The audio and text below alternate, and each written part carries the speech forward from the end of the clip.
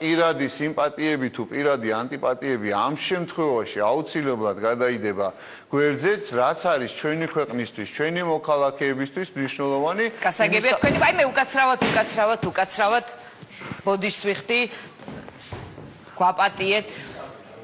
სუდის კამი როგორც ჩანს აღმოჩნდა ბოდიშს ვიხდი და მე სანამ არა ახალ სკამს მოგართმევთ სანამ ბოდიშს ვიხდი.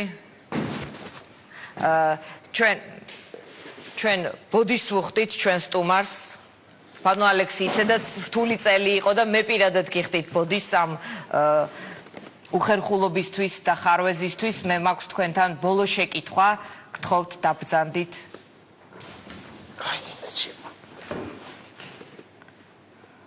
და დიდი მადლობა რომ